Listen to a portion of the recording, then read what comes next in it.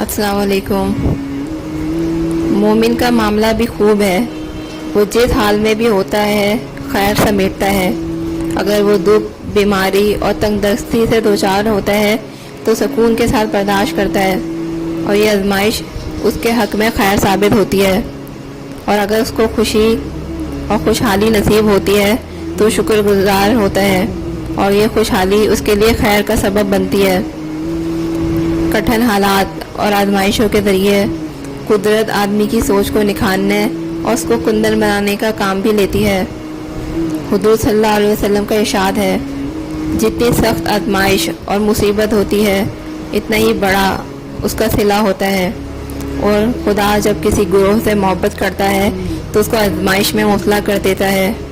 बस जो लोग खुदा की रज़ा पर राज़ी रहें खुदा भी उनसे राज़ी होता है, और जो आजमाइश में खुदा से नाराज़ हो खुदा भी उनसे नाराज़ हो जाता है।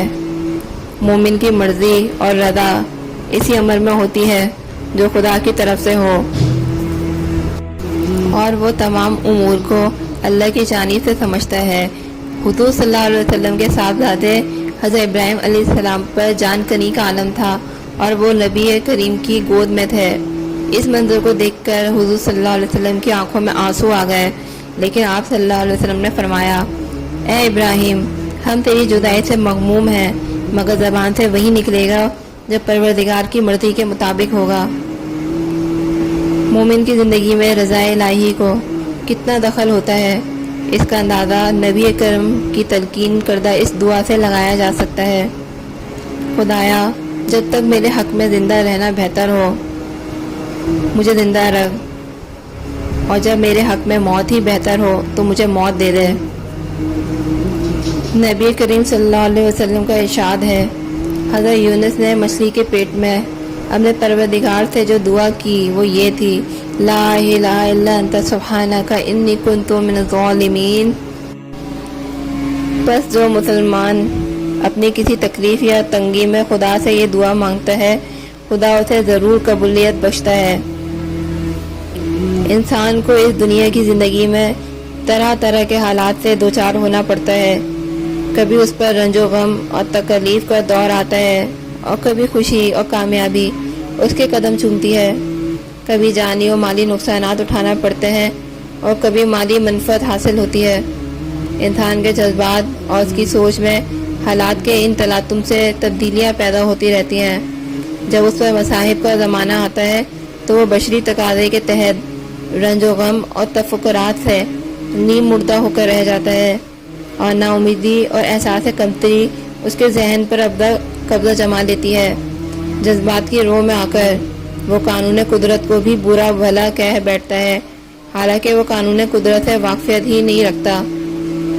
उसके बरक्स जब उस पर खुशहाली के दरवाजे खुलते हैं और खुशियाँ उसके हिस्से में आती हैं तो वो इन हालात को अपने कुव्वत बाजू का कमाल समझता है और दौलत के नशे में चूर होकर हद से तजावुज़ कर जाता है।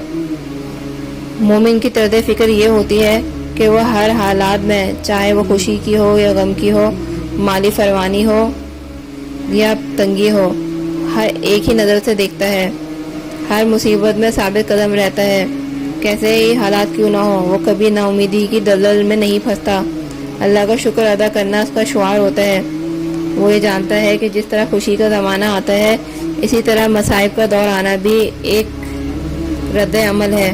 वह आज़माइश के ज़माने में जद्दोजहद और अमल के रास्ते को तर्क नहीं करता, क्योंकि उसकी पूरी ज़िंदगी एक जद्दोजहद होती है।